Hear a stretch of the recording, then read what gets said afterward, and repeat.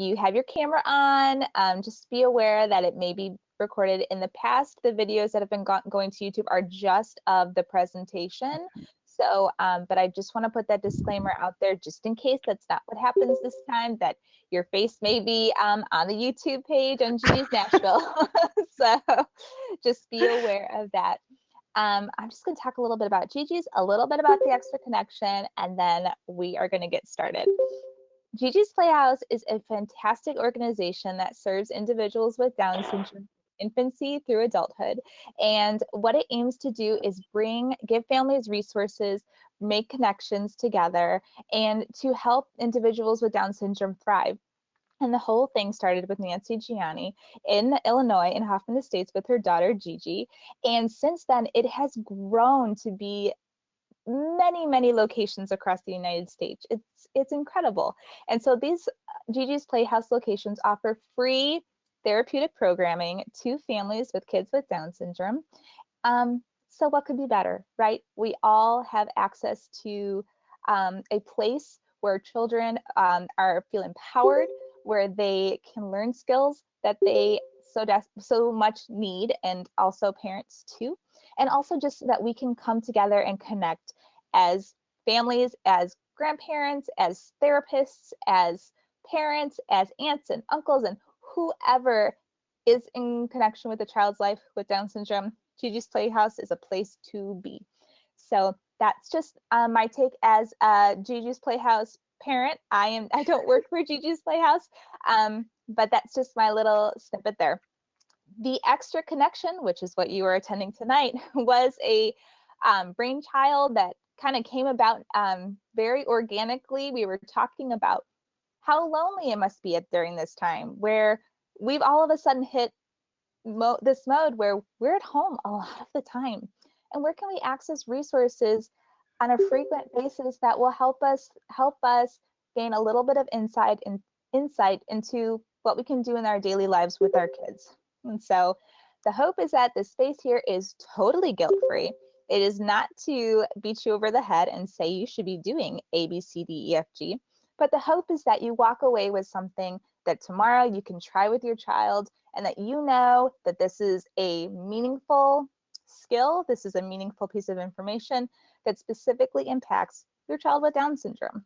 So that being said, the Extra Connection has had a few presenters on. We've had a wonderful speech therapist, occupational therapist, and now today, I feel like I'm missing somebody. Oh, we had Dr. Molly Hood, a pediatrician. Yeah. And today we have the privilege, and I am a little biased because this is something that's a little bit in my wheelhouse too, which is like my passion. So we have the honor of bringing on Sarah, whose Instagram page, Learning with Hazel, is a widely popular social media resource for so many families. Kitty is involved as well. My cat really wants to say hi. Yeah. Okay. She is an early childhood special education teacher raising her two wonderful daughters, and they are growing to be adventurous and full of play. And she's got a lot of information about how important play really is for our kids. And I think that's good news when we come to the table with, we got to do this therapy and we got to do this many repetitions and we have this to do and this to do. And it's just nice to take a deep breath and just say, oh, okay, I can just be here with my child and engage and play. And that is just as important, if not maybe even more important sometimes, depending on who you talk to, than those specific therapies. So I'm going to give the floor over to Sarah. She's incredible. If you haven't already, please check out her Instagram page at Learning with Hazel. And I also want to mention too that we will be sharing this recording in the Facebook group, The Extra Connection. If you are not a part of the Extra Connection Facebook group, please make sure to go ahead and join that group, because we will be sharing these resources that we find, links to the past presentations.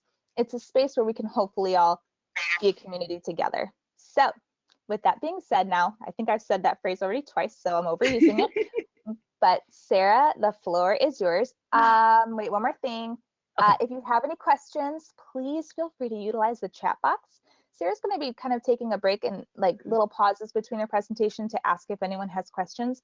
But I will be watching the chat box, so please do not hesitate to ask any question in the chat box. We may address it in the middle or towards the end of the presentation. Perfect. Now I'm done and I'm off my soapbox.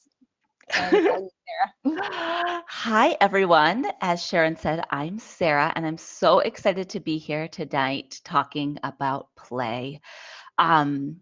Play has always been a passion of mine, and in my years of working with young children, I've always just come back to this importance of letting our kids freely explore and letting them guide the way their play goes. And I've seen so many benefits from the power of play that I'm just really excited to talk about how it applies to our kids who have Down syndrome. So a little bit about me. Sharon, real quick, I have a question. Can you see my mouse on the screen? Yes, I absolutely You can. can. Awesome. So there's some things I'm going to point to as I go. So I'm just double checking. So before becoming a mom to Hazel, who has Down syndrome, I went to school to become a special educator, and I specialized. My master's degree is in early childhood special ed. And above and beyond early childhood special ed, I've really focused on birth to three. Birth to three has always been my passion, and where we are laying the foundation for so many important things. While in school, I worked with young children with autism. I did some ABA, so applied behavior analysis. I worked in autism classrooms for preschoolers. And then I worked as a nanny for a little girl who has cerebral palsy.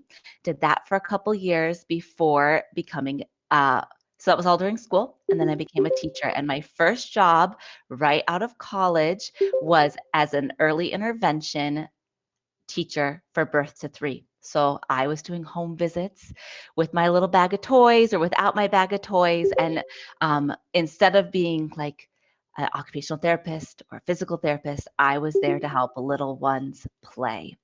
And so that kind of launched my years of just loving helping young kids play.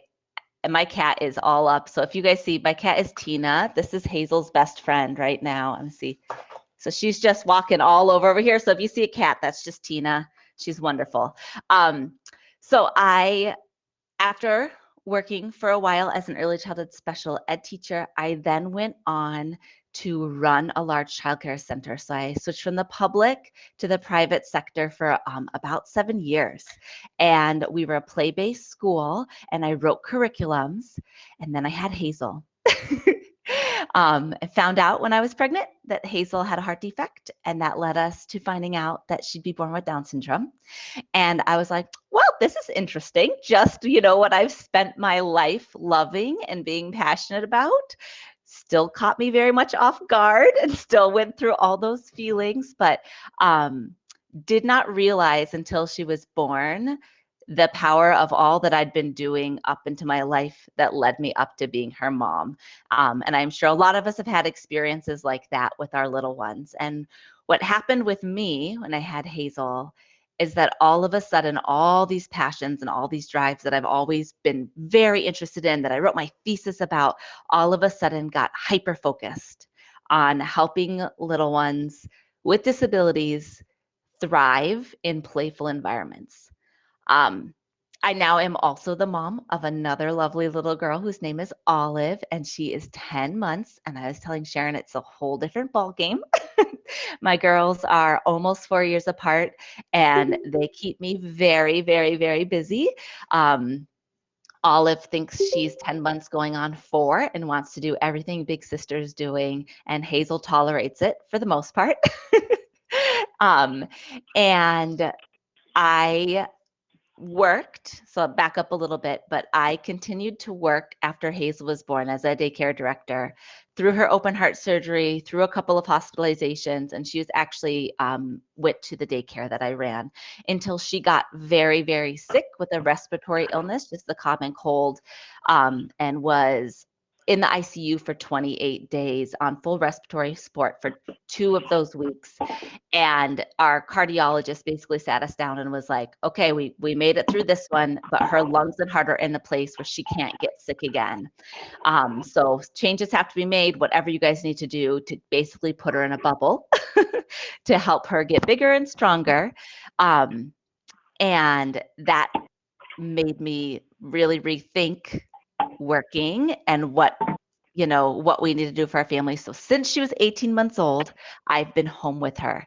And a lot of you know me from my Instagram Learning with Hazel, and I started sharing our learning journey when Hazel was about 2.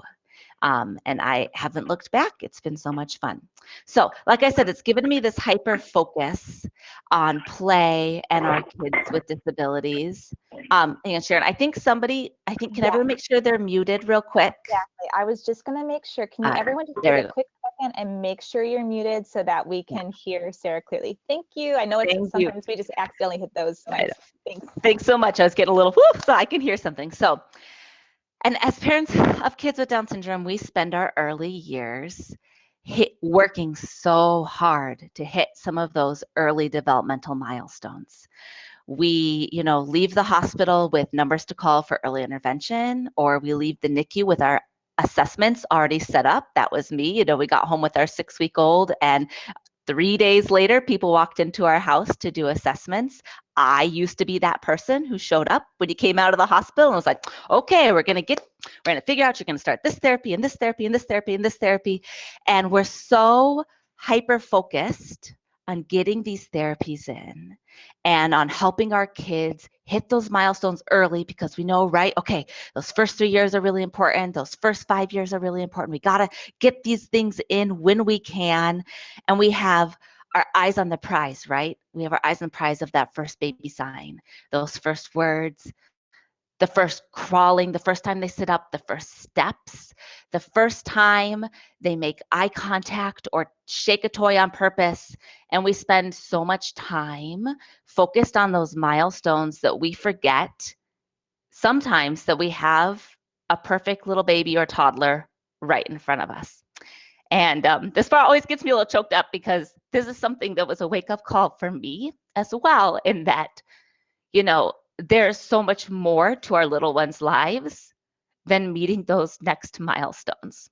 And we turn our homes into mini therapy zones. I'm sure I'm not the only person who's done this. We're like, oh, I saw this shared on the Facebook group and I've got to install a pull-up bar with mirrors.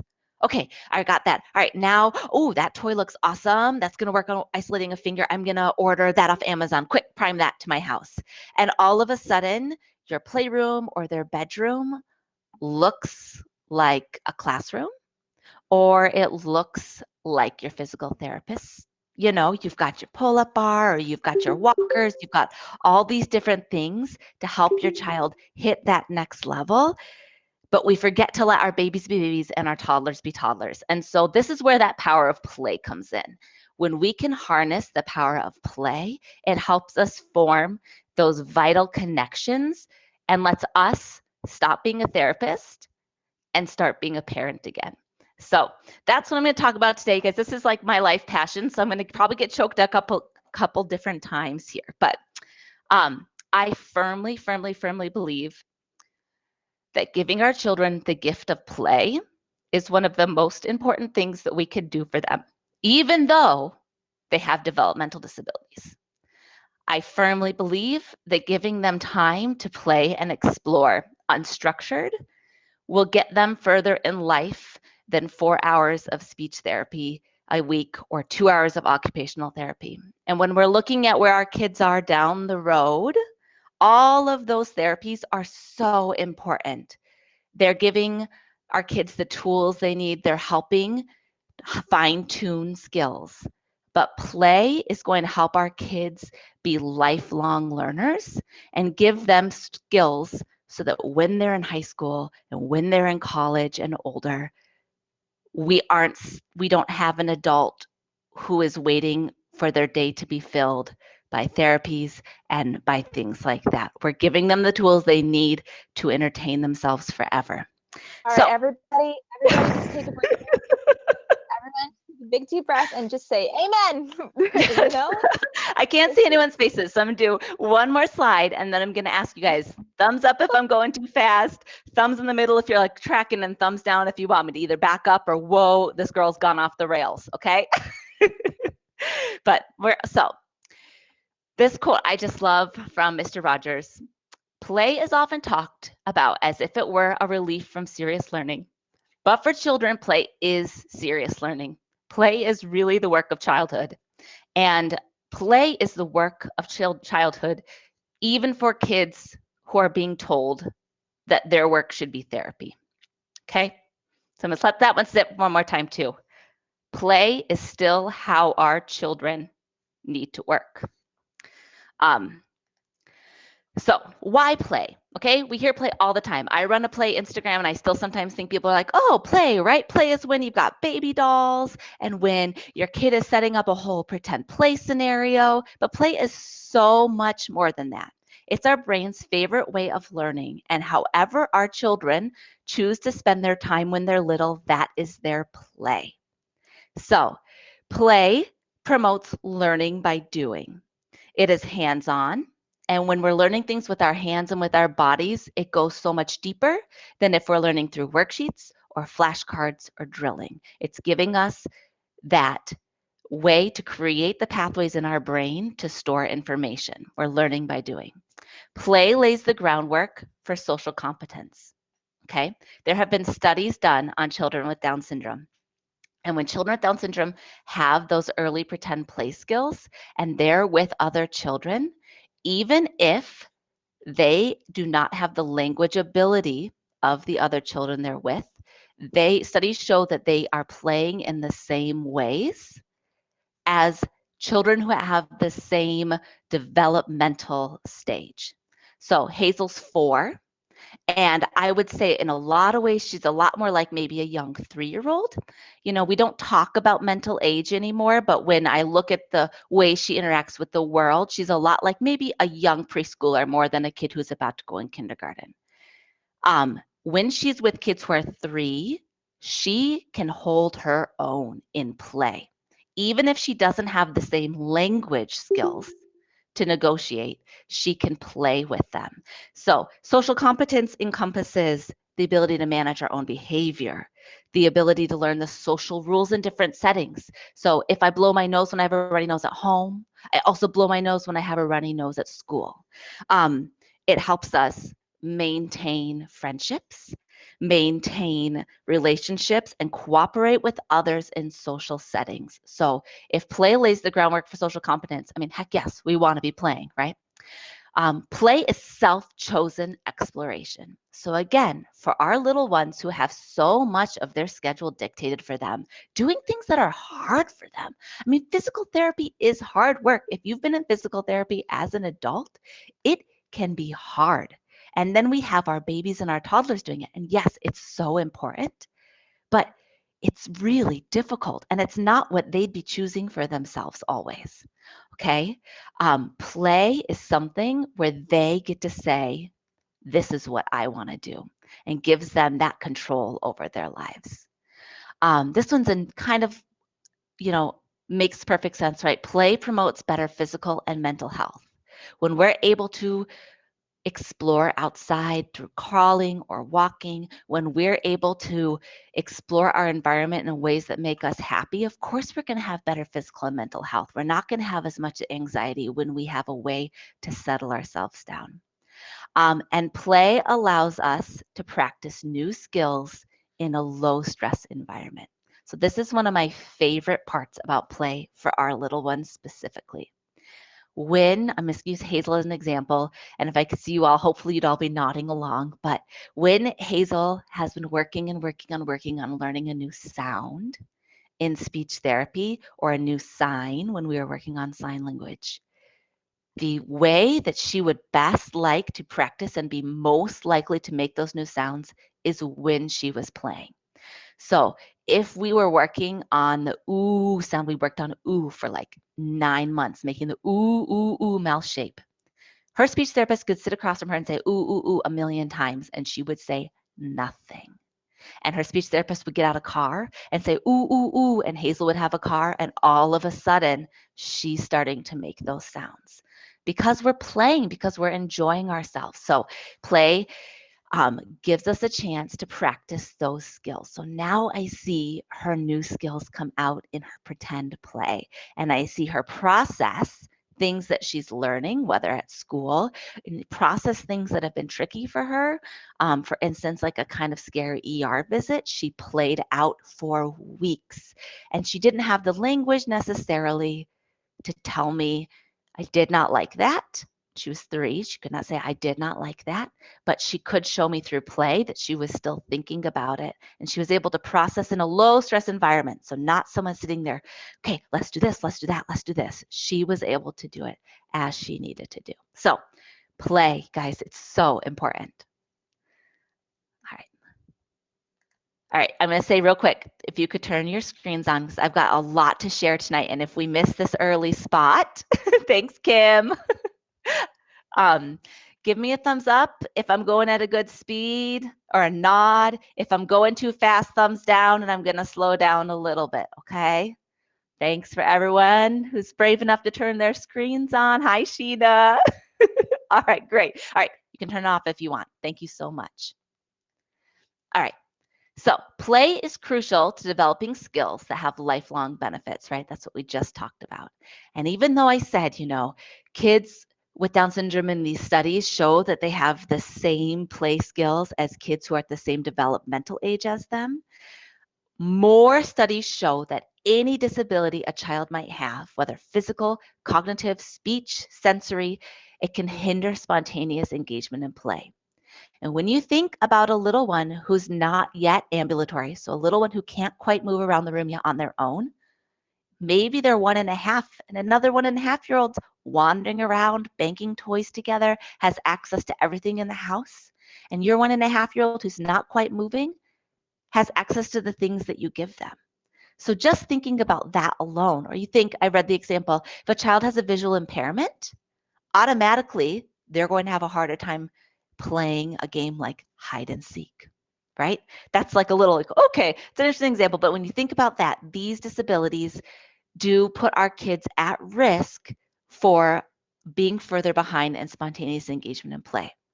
So many of our kids face extra medical challenges beyond Down syndrome. Hazel spent 100 days in the hospital in her first year of life. That's a huge medical challenge. That's 100 days that she was in a hospital crib, she was playing with toys, okay? She was, but she wasn't outside. She wasn't exploring her bedroom. She wasn't interacting with our household pets or interacting with people outside of the hospital. That alone already pushed her back and made us need to insert more examples of play into her life. Our kids have hypotonia, which can make it a little harder for them to manipulate toys. In those early days, a lot of them are extra sleepy. And so a typical 2-month-old who might be looking around for 20 minutes in every wake cycle, our kids aren't doing that. They're sleeping a lot. We have feeding challenges, and so sometimes a lot of our day is spent working on meeting those basic needs, feeding our children, making sure that they're healthy. All of these things take away from those early stages of play. And our kids also, I talked about this already, we spend hours and hours in therapy, right? Hours. At one point, Hazel had like 6 hours of therapy a week. You better believe that her 1-year-old cousin wasn't doing 6 hours of therapy a week. Okay? Important stuff, but taking away from her chance, her awake time to explore and to play. All right. So we're going to talk a little bit now that we know a little bit crash course in play. I'm going to talk a little bit about the play stages really briefly. And I want you, as I'm talking about these play stages, to be thinking about where your child falls. All right. There are lots and lots of different theories. And if you know much about child development, there are tons of theories about how play develops. But no matter what theorist you study, we know that play follows predictable patterns. And play follows predictable patterns even for our little ones with Down syndrome. All right, so the first stage of play is called exploratory play. Exploratory play can also be known as that sensory-motor play where they're exploring how their bodies move in space. Maybe it's when they're finding their hands and looking at their hands. Maybe it is when they're learning that really early cause and effect. I can hold a rattle. If I move the rattle, I can see it. If I shake the rattle, it makes a noise. All right. It's also functional play. It's learning that if I drop this ball in the ball run, the ball is going to go boom, boom, boom, all the way down to the bottom. Or if I push this button right here, it's going to make a sound. All right.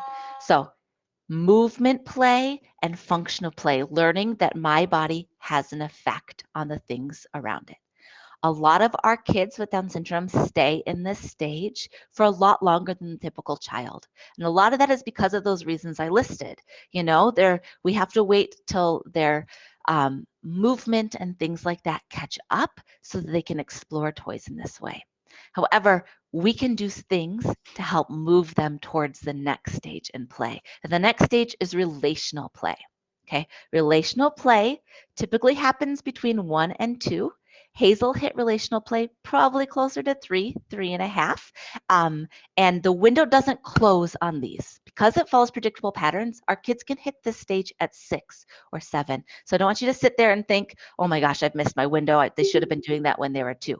We know the Down syndrome brain can learn so much for way into adulthood, right? And just like we hear kids who speak their first words at 8, kids can also learn relational play at 6, 7, 8. So don't feel like it's too late. Relational play is our simple play. It's directed towards themselves. So they're not using toys yet to do pretend play, but it's when they're not sleepy, but they see a pillow and they're going to lay down and pretend to go to sleep and make fake snoring noises. Maybe they see, got all my little props, they find a fork next to an older sibling's play kitchen, and for the first time ever, they pretend to take a bite. It's not mealtime, they are pretending. This is that relational play. So they're not pretending a fork is a cell phone. Okay, a fork is a fork, but they're not doing this thing in real life, they're pretending. All right, this is also when our kids start using movement for movement's sake, crawling up a pile of pillows because they want to get to the top, right? Seeing a playground equipment and deciding that they want to, for the first time, try and go up the stairs. It's that craving for swinging, sliding, running, playing tag, throwing a ball, moving your body because it feels good and because it's fun, okay? In this stage, in this relational play, they're just beginning to notice the other kids are around them also playing. So maybe they're sitting in the same room as a sibling, and the sibling's over there playing in their play kitchen, and your child is sitting on the ground watching, and maybe for the first time, you know, they've got another spoon and they're starting to stir a little bit. They're not playing with their sibling, they're not playing with their cousin or with their peer at daycare, but they're playing the same thing next to them. So that parallel play starts happening in relational play. All right. The last stage that we'll talk about in early childhood specifically, and again, our kids can hit this a lot later, is that symbolic imaginary play. All right. The symbolic imaginary play is when you're pretending things that aren't there. It's when our kids start to chain play together. So first they're stirring, right? And they're at their play kitchen, and all of a sudden, for the first time ever, they pretend to turn the sink on and put water in. And maybe you hear them say whoosh. That's when we start having some of these playful sounds come out. So maybe not talking. Our kids don't need to talk to play like this, but they can have playful sounds. Whoosh, or maybe they're imitating the sounds that you're making when you're stirring and cooking. Maybe it's the first time that they play with a baby doll and they don't just hug the baby doll, which is in that relational play. It's the first time that they use that spoon they have to pretend to feed the baby doll. And then maybe they pat the baby doll's back because they've seen you do this with a little sibling and rock the baby and say night night or give it a kiss and follow your little bedtime routine and put your baby to bed. During this symbolic and imaginary play, this is also when our kids start doing puzzles for fun and start building. Maybe not building huge structures, but stacking a couple of blocks or putting a couple train tracks together because they love Thomas the Train and they really want to drive their train together. This is when that interest in art starts happening. Art is super symbolic. And so this is when they start to color, not because they're an OT and being forced to hold a pen, but because they want to. And I remember, so knowing and loving play the way I am, every time Hazel does one of these new things, I like basically have a party, like way more than when she does some other things, because these things are big deals. The first time your child grabs a pen on their own and colors on a piece of paper because they want to, that is a huge deal. And I think just as worthy of celebration as some of these huge milestones or inch stones our kids are hitting.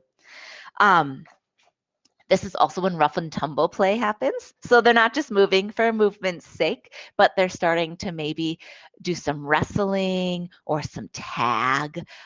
Maybe they're starting to throw the ball back and forth with you versus just throwing a ball and laughing hysterically and running. They want to start playing catch with you. And so this symbolic imaginary play lays the groundwork for the play that's going to happen in preschool and at recess and in all these other places. It lays the groundwork for turn taking, which is super important when our kids get to school. All these other things. All right. So if you're thinking, all right, my kid seems like maybe they sound like they're still in that exploratory stage. You know, they just started walking, and they love to hear the sound of putting these pegs inside this container. Or maybe your kid loves to walk around the shelves and throw everything on the ground. Okay, that is exploratory play. They're learning cause and effect. It's infuriating and it's play and it's important. They have to move through that stage in order to get to the next stage in play. You cannot relational play, you cannot start pretending to put yourself to sleep until you know how your body affects the objects around you. Okay, so I hope that's making a little bit of sense here. So then, right, we get stuck a little bit. We kind of plateau sometimes in using our bodies as pretend, or this is sometimes when like running away becomes really fun, because we're exploring how our bodies move. And I got this reaction and I'm not entirely sure how it feels, but this is again relational play.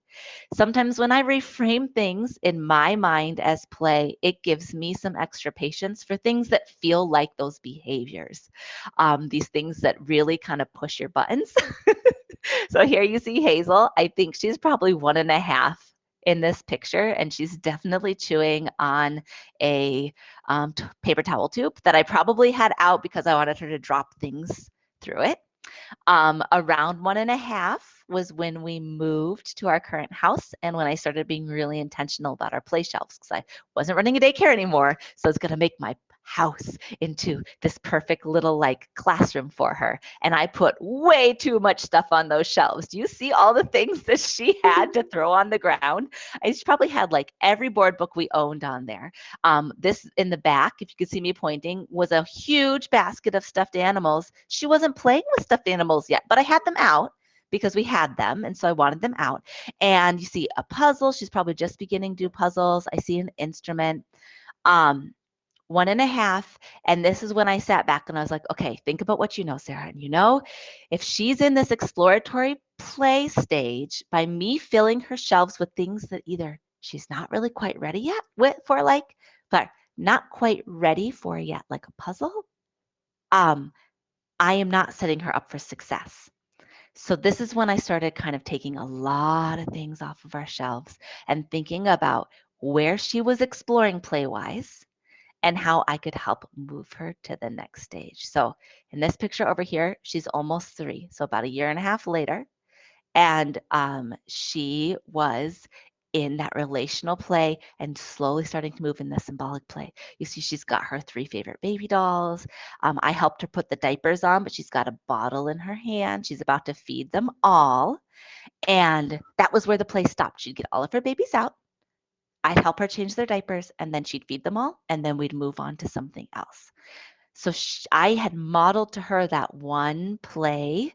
So this is how we play with babies. We feed them a bottle, and then I was able to, when she had that skill, start teaching her some more things that she could do with baby dolls. So I was modeling to her how to put a diaper on the baby, and I would narrate to myself. I wouldn't say like, okay, now watch. I'm going to put a baby doll diaper on, and this is how we change a diaper, and now it's your turn. All right? That's not how our little ones learn at this age, and that's not how our little ones learn to play. Instead, I would talk out loud. Okay, I'm going to get my baby doll out, and I'm going to put a diaper. Oh, my baby doll smells. Oh, I've got my diaper. It smells stinky. What do we do? Oh, I know. I think I have to change the baby's diaper. And then I would go through the motions and I say, it smells better now. And then I would move away a little bit, or I'd make sure she had a baby doll and she'd hold her baby doll while she was watching me.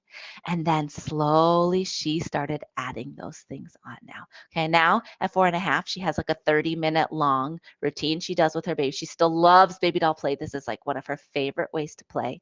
And it doesn't have to be your kid's favorite way to play, but it's my kid's favorite way to play. And she has, now that I have a baby too, she has a very exhausting baby routine that she has to follow at least twice a day. And she huffs and puffs while she does it, so I can tell it's exhausting because she has 4 baby dolls that are her favorites. And she goes, oh, wah, wah, baby doll sleepy. Or she'll just say, sleepy, nap. And she'll grab them all and ask me to open the gate so she can take them upstairs. She puts them all in each bed. She pretends to nurse them. She sings them a song and says, night, night. She turns the sound machines on. And then she comes back down and has to sit on the couch for a little bit. And then about half an hour later, she pretends to cry and has to go back upstairs and get all of her baby dolls. All right. That is huge symbolic play. She cannot tell me, because she does not have the words to tell me, oh, these baby dolls, oh, I've got to take care of them, and they're very demanding right now. And she can't even really say, my baby is sleepy yet. But she can say, baby sleepy, and she can show me through play that she is starting to get into this imaginary play. So very exciting. All right. So I'm going to Sarah, talk can I a little ask bit. a quick Yes. question real quick Yes. on that last side? So would you say that those things are different topics that kind of gradually grow in their own, or are they first comes exploratory, then comes? So most theorists would say that first comes exploratory, first comes relational play, first Okay. comes symbolic imaginary play. But just like we're often told that our kids can't walk without crawling, I do think it's possible for some jumping to happen, but they're Okay. going to be missing important skills from the earlier stages. So, using Hazel again as an example, she only crawled for a week. She bounced everywhere, and all her physical therapists were like, she's got to crawl, she's got to crawl, she's got to crawl. I'm like, oh, she's not going to crawl. This girl does not want to crawl. I can do whatever. I know all the tricks. She does not want to crawl. We had all her favorite toys inside a tunnel, and she would figure out how to like lay on her back and go. Anyway, guess what? She crawled for a week, and then she started walking. But because she didn't crawl, her fine motor skills have been way behind up until recently because she didn't build that important trunk and shoulder and arm and hand strength. Okay, so if our kids jump from exploratory straight to symbolic play, the symbolic imaginary play, they're going to be missing certain things in relational play. Okay, does that make sense? So Yes, thank you for we sharing that. this is something that early childhood special ed teachers look at, all right? But this is not their only job. They're looking at everything else. This is something that our occupational therapists, our early occupational therapists, are going to teach our kids a few play skills. But their job is to really work on getting our kids school ready with their hands and their arms and their trunk and maybe some sensory regulation. They're not looking at the full thing of play. The only people that are going to look at this full realm of play is us. All right. So, someone just said, can your child be doing a bit at every stage? Yes, yes, they can. Hazel still dumps. It feels good to dump toys on the ground. Hazel still has times when she just goes over and does one thing with each little thing she has set up for 30 seconds and doesn't chain them all together. And she's really not playing with other kids. Now, she hasn't been around many other kids in the past 9 months. That has not helped, but she is definitely still really doing a lot of solitary or parallel play. And they will play deeper and at higher levels for the things they're interested at. Okay, I'm going to talk about interest in a little bit. And I know we're already getting a little late. I told Sharon I had lots to share tonight. So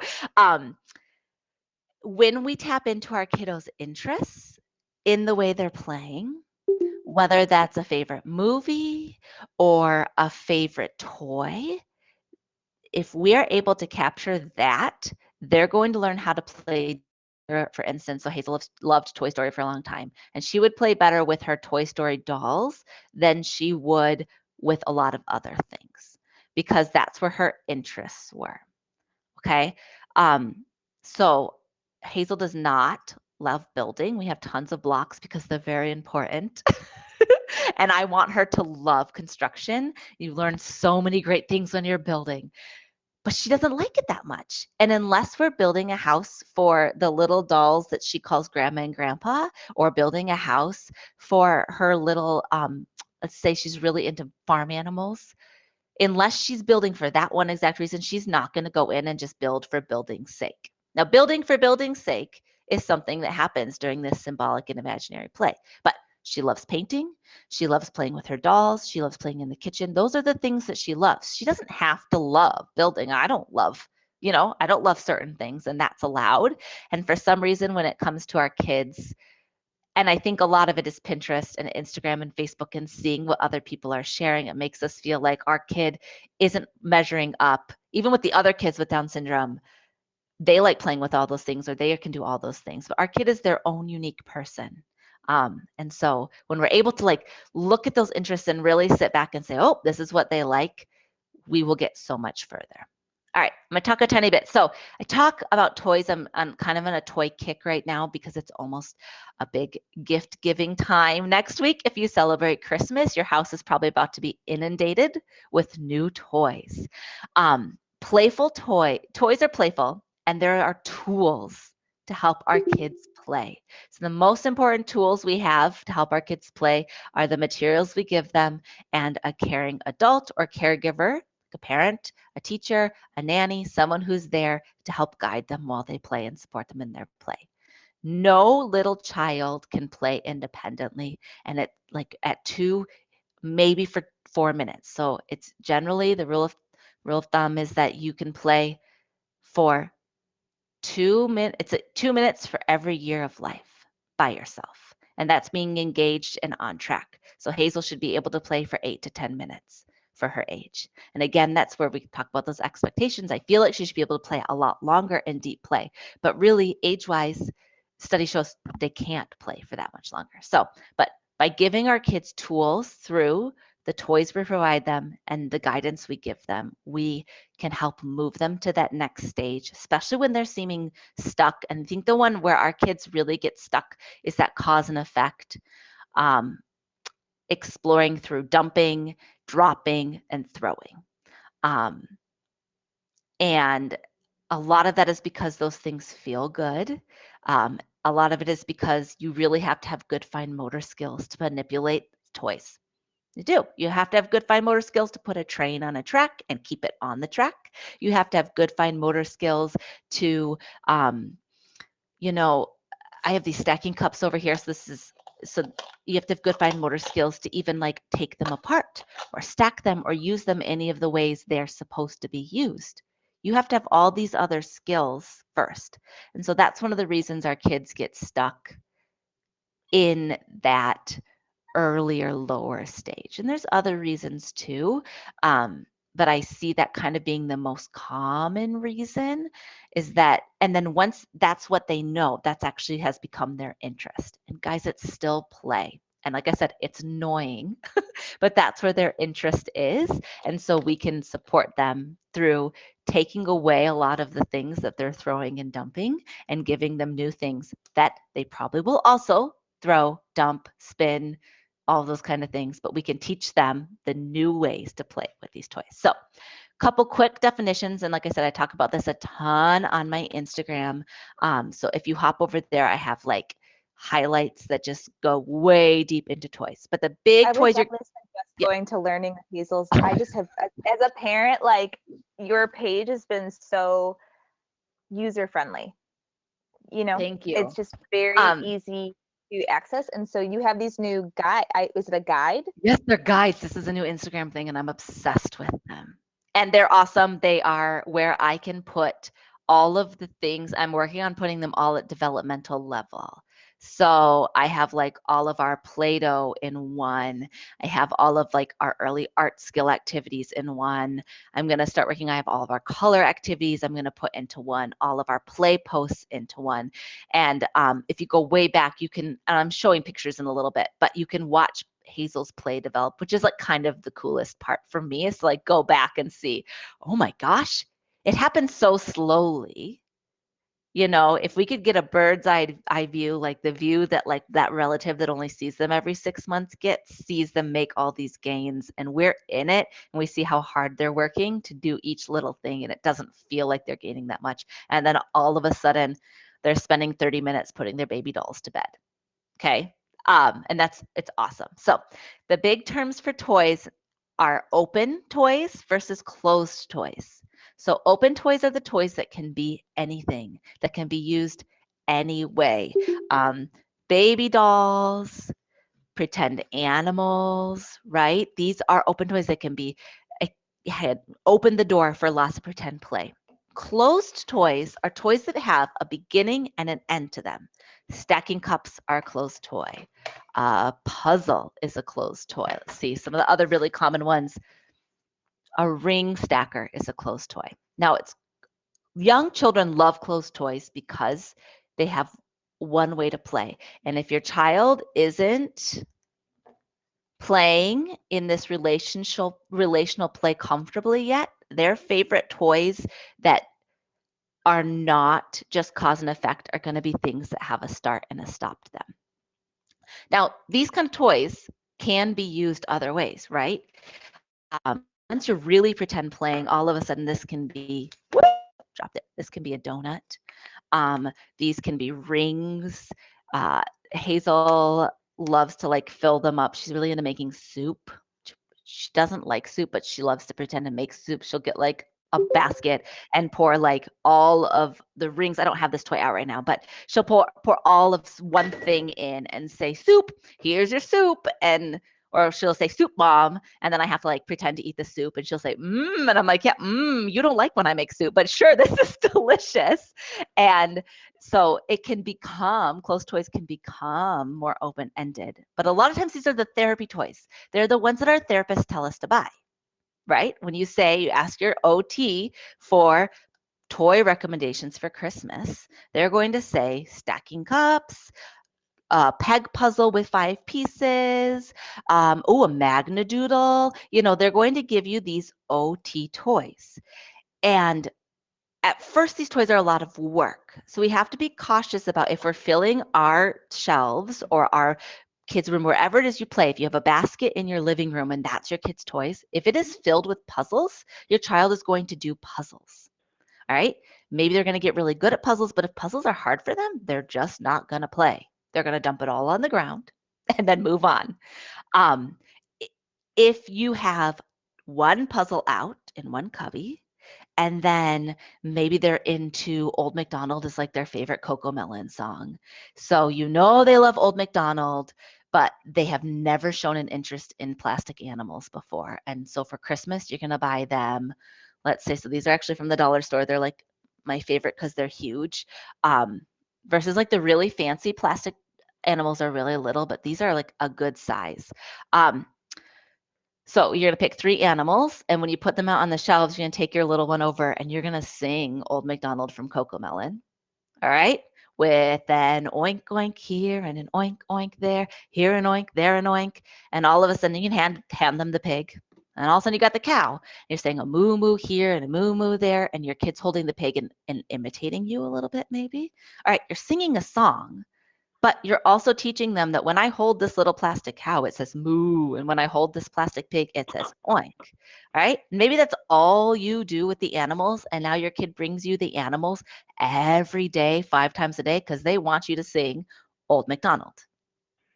But you can say, okay, we'll sing Old MacDonald, but now we're going to sing Old MacDonald. And then before I sing the next animal, so I'm saying with an oink oink here, with an oink oink there, I'm going to say la la la la la and pretend to make the pig walk. All right. And then move on to the cow. She's probably going to get, Hazel gets mad when I like stop and interrupt, right, her song or her routine. But maybe they get a little mad, but you say, okay, oh, walk, walk, walk, walk, walk.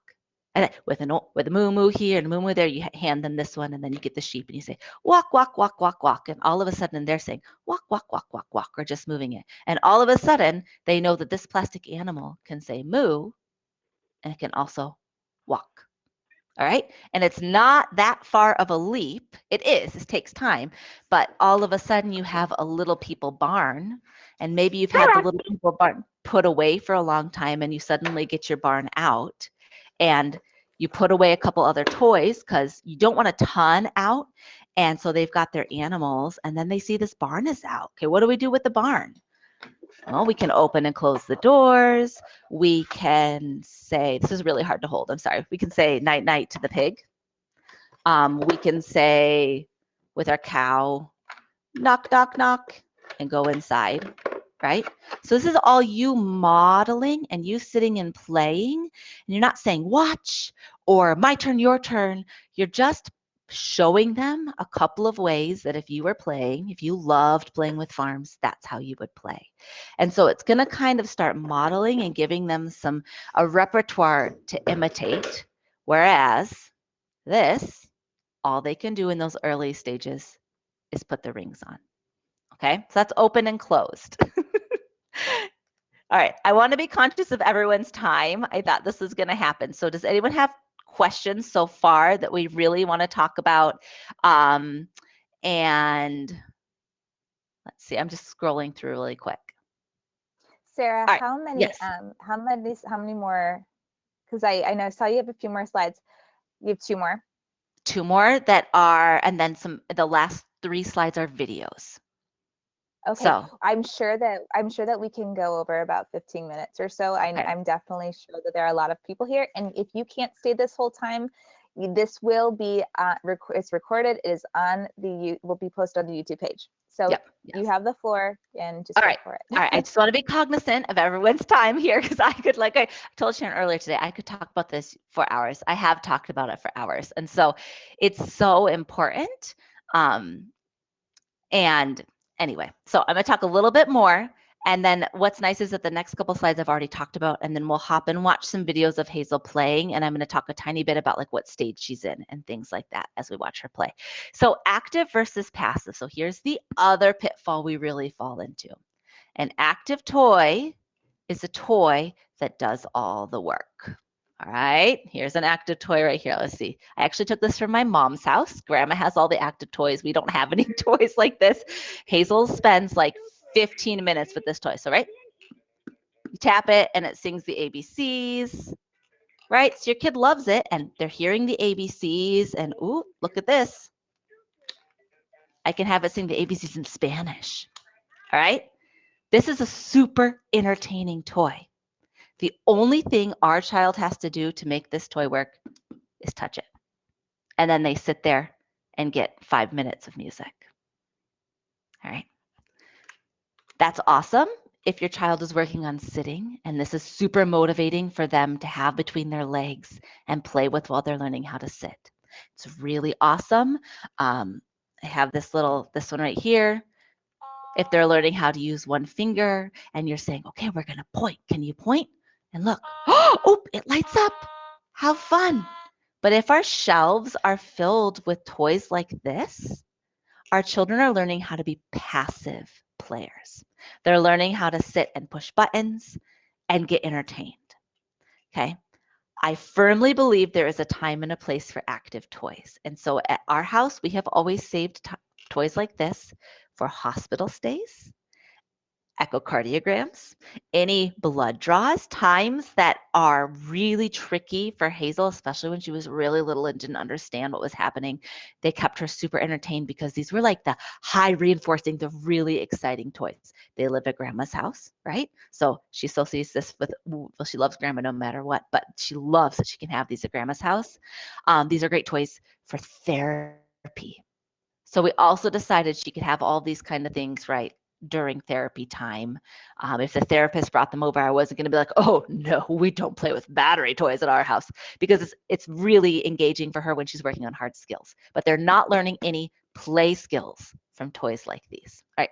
That does not mean your toys have to be wood and hundreds of dollars. We have tons of plastic toys at our house, but the plastic toys we have are things that my girls have to act on to make work. So here's a plastic toy right here. This also, right, an OT toy. It's stacking flowers. So Hazel can sniff work from like a mile away. So we've always had to make it super sneaky. And now she knows that this toy is work. So I have to put it away all the time.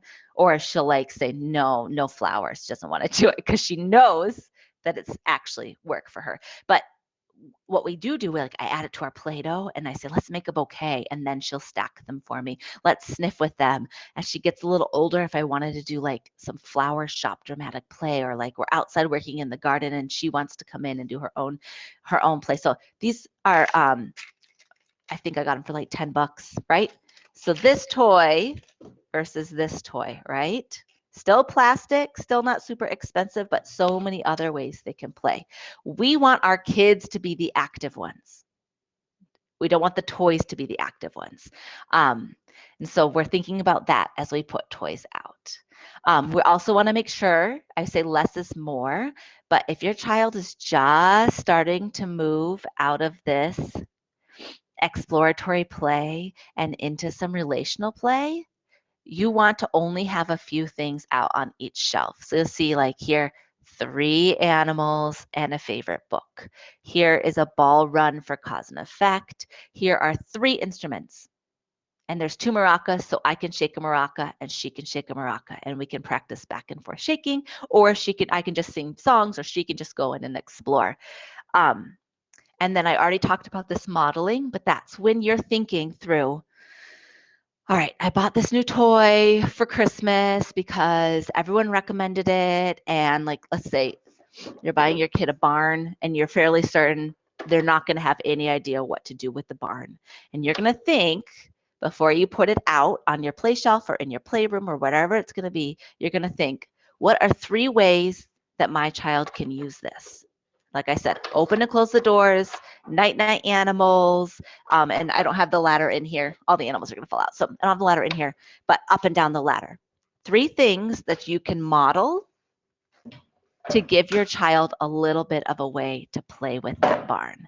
And then it's going to open the door to having more animals out or more accessories out. But when you're giving them these new things that they're first learning, you're not going to want to have piles and piles and piles of toys. So even if your train track set that they're getting for Christmas comes with 50 pieces, less is more. You're going to start with enough to make a circle and 2 trains. So enough for them to play with, but not so much that they're like super overstimulated. So our shelves don't look like this right now. They look a little bit like this because Olive, my little one who's walking, just started walking, like literally throws things everywhere. So we started putting away a lot of the toys. But I still have a lot of Hazel's favorites. But before they get presents from grandparents and from us, I'm going to put almost everything away. So our shelves are empty because less is more. All right. Here's this interest piece that I was talking about, that play is child-led. When your child is interested in something, it doesn't feel like work. If they're not interested in it, it is work. And that's why things like physical therapy and occupational therapy are so hard when the therapists aren't being playful, when they're not making a game out of it. Because I don't like having to do things that I'm not good at. My husband likes playing tennis and I'm terrible at it, and I would rather do anything than have to play tennis. I'm not good at it. I don't like being bad at it. I'm only going to get better with play, but not playing against him. Like, that's not going to work for me. So when we think about that we don't like having to do things that we're not good at, why should our kids have to, why do our kids have to happily do things that they're not good at? So the way to help our kids do things they're not good at is by making it feel like play. So this is just like a little setup I did. There's pom-poms. two favorite stuffed animals. And I'm pretty sure that when I did this, we were working on using a spoon. So you see some spoons right there. So we were working on using a spoon for eating. And so instead, I made it play. So she loves tea parties. It's probably when she was like a young threes. And we practiced scooping the pom poms like into cups. All right. So it's not a full sensory bin, but it's a little like that idea where it's low risk. We're playing, we're having fun and connecting, but she's also practicing a skill not at a high pressure time like mealtime or in feeding therapy. Um, our interest drives our motivation. So when we can tap into that interest, we can help tap into what's going to motivate our kids to play and to learn. When we know what they're interested in, we can take it to their IFSP team or their IEP team and say, okay, my daughter absolutely loves kitchen play. Are there ways that we can work on the skills you want to work on, but make it fun for her? Our speech therapist, Hazel's been the same speech therapist for a couple of years. She is the same one from 3 to 5 or 3 to 6. And Hazel was like in a big grocery store kick for a while, probably because she missed the grocery store. And so everything our speech therapist did was like, okay, here's your pretend shopping cart. Let's put in. And then we were able to then come home and continue playing and say, here's our shopping basket. What are we going to buy? I'm going to buy a flower. Put in. And so all of a sudden, instead of drilling those two words, we're playing. And if she says the words awesome, and if she doesn't say the words, we're still having fun. Yep. And she's still having fun with her speech therapist too. So this is when we're going to use that knowing that we know our kid best. We know our kid best better than the doctors, better than their teachers, better than their therapists. We know our child best. We know what they're interested in. And it's okay if what they're interested in is Cocomelon or Toy Story or Elsa. Okay. We can still work all of that in. Elsa toys, if that's what they're going to play with and not a baby doll, awesome. They can play so many ways with Elsa and Anna dolls. You don't have to just think, well, they're not wood or they're not like what that person shared. You can still get, and because our kids take longer to move into that symbolic play, a lot of times that character play is what that early pretend play is going to look like. Acting out a movie, acting out a scene, because it's a lot harder to think of a whole new scenario for them. But pretending like a show or pretending like a movie is still pretend play. So, all right, I'm not going to talk much about this. This is like what my whole Instagram is about, but play is anything that happens at home that our kid is enjoying. Any experience, art, playing outside, music and movement, having a dance party, putting on their favorite songs and just letting them move their body how they want to move. That's play. Sensory play, if your kid likes it, is play. If you're doing it because you feel like you should be doing rainbow rice, it's not play, it's for you. But sensory play can be splashing in the sink, helping with dishes, walking in bare feet in the grass. Um, this little smidgy Hazel is like 2 in this picture. Maybe you can tell she's got a lot of paint in her mouth. So sitting in a box and painting was play for her. And at that age, she interacted a lot better and was much happier doing things like this than she was pretend playing because she wasn't quite ready for pretend play yet. So again, check out my Instagram. This is like what I talk about. Um, the last thing, and this is like my biggest encouragement to all of you, is that play takes time. You think it feels like play's supposed to come naturally. Like maybe walking doesn't come naturally, but at least play. Like everyone knows how to play, right? And our kids do know how to play, but their play might not look like what we think it should look like. All right. It takes time and it takes a little bit of practice for them to learn how to play in the ways that are going to help them participate in a preschool classroom or on the recess playground. And it's not going to happen overnight. So, being thoughtful about the toys that you provide and being thoughtful about scheduling time for play. It should be a part of your daily schedule. If you're making time for speech worksheets, you should be able to make time for 15 minutes where they're sitting in the playroom with you, exploring, or not with you, just near you while you're making dinner and they're at your feet playing with noodles.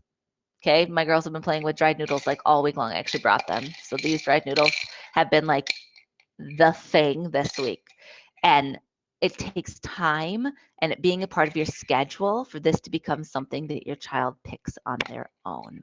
And the thing I always, always, always come back to when something doesn't sit right with me, when I feel like we're not gaining new skills, when I feel like everything is really hard for Hazel and by default, her dad and I think, okay, what would a typical X-year-old be doing right now? When she was 1, what would a typical 1-year-old be doing right now? What would a typical 4-year-old be doing right now? Would they be on 3 hours of Zoom calls for speech and OT a week? No, they wouldn't be. They would be playing, they would be outside. And when I step back and think, okay, you can think, what did her sibling do when they were that age? Right? How can we provide the time that they need to have recreation? Um, like I said, play is a gift that we can give our kids. It's going to lead to better self advocacy. They're going to learn how to say, this is what I like and this is what I don't like. And guess what? That leads to them being able to advocate for themselves at an IEP meeting in high school, for them to be able to advocate for themselves when they go for that first job interview or say, I don't want to work at a grocery store. I want to work at a daycare. I don't want to work at a daycare. I want to work at Starbucks. I don't want to work at Starbucks. I want to do X, Y, and Z. All right. If this play, this letting them decide now is going to have amazing ripple effects down the road. And so it's just going to be such a gift to let them do this at your house. So, have a couple videos of Hazel, and I just want to show. I'm going to show 3. Sarah, I'm going to just quickly take a Yeah, quick pause, and I just want to say, yeah, I know there are a couple people leaving because we yes, did they schedule are. to end at 8 p.m. And I I know. I'm just want to sorry. thank you all so much for your time. Sarah is going to show us these wonderful, cute videos. If you leave, you're probably going to miss a very, very cute Hazel. And we will answer a few questions that have been in the chat box. But please know that we do respect your time, and we're so thankful Yes, that you are here. And if you have to leave, it is understandable. Just know that this will be on the YouTube page, but we're yes. going to keep it going for a few more minutes if you can hang with us. Okay. Okay, I'm gonna scroll before I show the videos. I'll end with the videos, but I just want to scroll through real quick. I see someone asked about the wobble board. We have it's called a Kinderfeets board, and it's like as open-ended as toys can be. They're expensive. It's the only gift Hazel got for her 3rd birthday from us. She got stuff from like friends and grandparents, but that's the only thing she opened. And it's one of those toys that has like they open it and they're like, cool, you got me a piece of wood. And it has so many uses. She uses it as a slide. We use it as a car ramp. When we first got it, she couldn't. It's meant to like sit like this and you stand and rock on it like this. So it's like a great sensory input and great for core building, core strength. But when we first got it, she didn't do that. She'd like sit on it and I'd sing row, row your boat, that kind of thing. I see Blanca. Blanca, you must have a wobble board because it's I love them. They're like the best. They're awesome, but I also know people whose kids don't touch them. Ours is out all the time, and I set it up to be played with. So you saw it on the shelf like a ramp. So that's kind of like that being an intentional. If it's just sitting on the floor, they literally just like jump off of it or look out the window with it. But if I set up like a ramp or a slide, it invites that play. My Instagram name is Learning with Hazel. I see someone answered that already. La la la la la. Sheena, congratulations. I see my friend Sheena's here. She just she just had a new baby, baby Vincent. Yes, my daughter hates OT toys too, Monica. If you're still here, if it seems like it's an OT toy, she doesn't want to do it. And it wasn't until we stopped talking about um, till we stopped doing OT toys at all, till I put all puzzles away, all peg toys away, and slowly brought them back out, that she started liking doing them. And then the other thing, and this is a Montessori thing, but the best tip that I've learned is actually if you're going to have a puzzle out, to put all the pieces next to it in a basket. If your kid hates doing puzzles, when all the all the pieces are next to it, they see the board and think, oh gosh, something's supposed to be here. If all the pieces are here, cool, it's done, it's closed, it's over, I don't need to do it. So if you store it with the puzzle pieces next to it, then all of a sudden it invites them to come in and join. Let's see. Yes, Sarah says her kiddo only ever wants active toys. That's super, super common. Active toys are really fun. Active toys are like watching YouTube or scrolling Instagram or watching Netflix. Active toys are really fun. It's our job to help them see that other toys can also be fun. And that takes a lot of time. And so I always say, like, if you've got shelves full of active toys and like one or two really like meh toys that you want them to play with but they don't play with, to put away all of the active toys except for like their least favorite. So if they like have 4 different toys that sing and they have one that sings their least favorite song, put away their most favorite ones, and then all of a sudden their shelves are mostly full of non-active toys. And the non-active toys should still be like not super complex. And you can start modeling that way. Let's see. And yes, Sharon, I get tons of our toys on Facebook Marketplace. I don't pay full price for very many of them. Let's see, sorry. Someone asked about a toy box instead of a shelves. I don't recommend toy boxes, and I don't recommend the kind of shelves that tip with bins. When we have our toys in baskets or bins or a toy box, it doesn't invite playing in the way that we want to see our kids play unless they know exactly what they're looking for in that bin. And so that's when things get dumped, at least at our house, when they're in bins, it gets dumped or they don't even ever look at what's inside. And so I group a few toys that go together. So on one shelf, and like seriously, this is it. You don't have to have cube shelf. It can be baskets, it could be along the floor. I would do a baby, a bottle, and a blanket, and that's it on one shelf. And then on the next shelf, I would have 3 farm animals and a favorite book. And then on the next shelf, maybe I'd have an active toy that she loves. And then on the next shelf, that kind of thing. Yes, you're going to want to reorganize your playroom, but it doesn't have to happen overnight. It takes a long time. But I talk about toy rotation. We have a shelf in the basement. If we didn't have a shelf, I would keep it on keep our extra toys in under storage bins. And I would rather have a few toys that can be played with in a lot of ways than in a ton of toys that can each only be played with in one way. So I would rather have like a baby doll and a farm than just a baby doll and 7 puzzles, if that makes sense. Let's see. I don't rotate based on the schedule. So someone asked, should toys be rotated based on the schedule or not? I based on getting bored. And my clue that they're getting bored, and I say they, it's Hazel, Hazel getting bored, is when I walk in the playroom and she's not doing anything and the toys are everywhere. That's how I know that she's not liking what's out anymore. And I don't rotate everything. I always have blocks. I always have baby stuff, a few dress up items, balls, and instruments are always like I have one thing from each of those out because those are just like key toys that are really good. Someone said their son only likes to throw balls around the room. What can I do to advance play with balls? So this is that cause and effect. And I actually talked a ton about it on Instagram a week ago. Cause and effect learning is when you're seeing like what your body can do, what effect your body has on space, and throwing balls is one of those things. So I would have put a basket of balls out and then have like an empty oatmeal container or like an empty coffee can next to it and start working on, all right, let's throw the ball in, throw the ball in, throw the ball in, and like make a huge deal as they're throwing the ball in. This is when you can also start working, like we have a plastic ball run. We have a nice wood ball run, but we have this plastic one that has like toddler sized balls. They're like this big. And that's when you can start working on dropping it instead to spin, and start moving it towards like more functional play. If you can even just get him to throw balls back and forth with you, it's turn taking, and that's huge. And so I see Blanca answered too, which is awesome. But I Sarah, think, let me know yeah, when you're done with your thoughts. Sorry, I okay, thought you were done right there.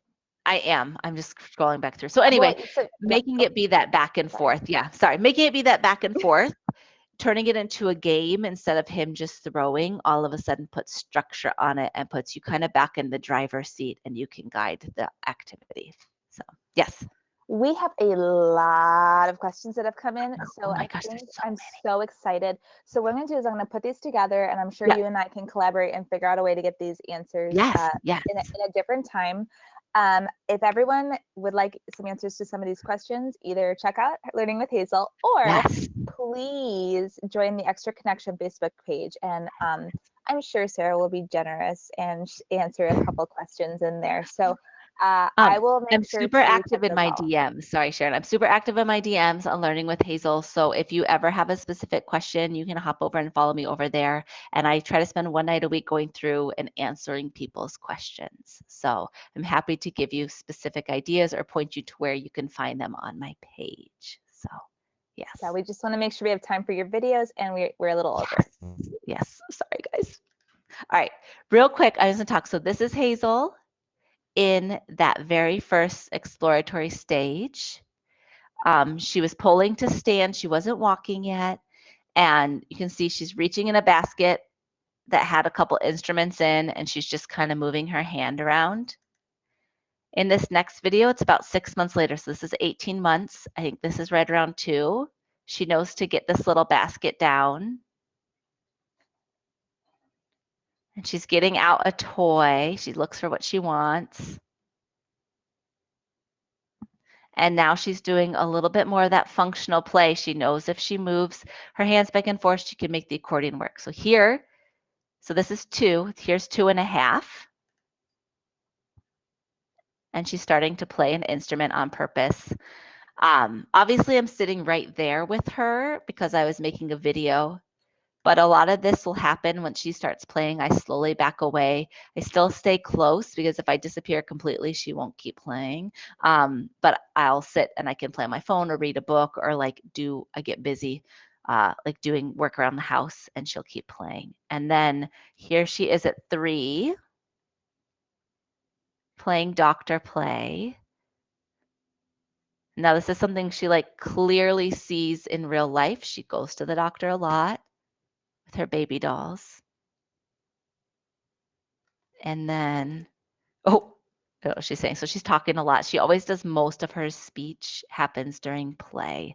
And then here she is. This one's a little hard to see because I was hiding, but she's with her baby sister. Her baby sister's sitting in front and she's playing hair salon. And you can hear her talking. She's pretending the rain stick is the shower. So that's like huge symbolic play right there.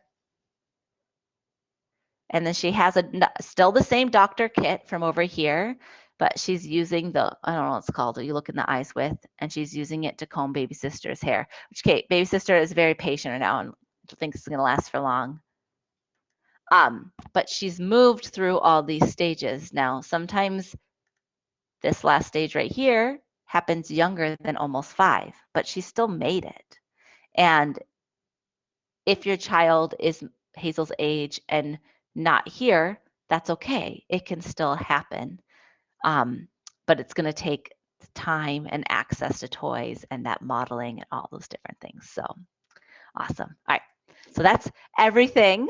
Like I said, if you want to send me any questions you might have, you knew that I would have a lot to talk about and I could just go on and on because this is all so important.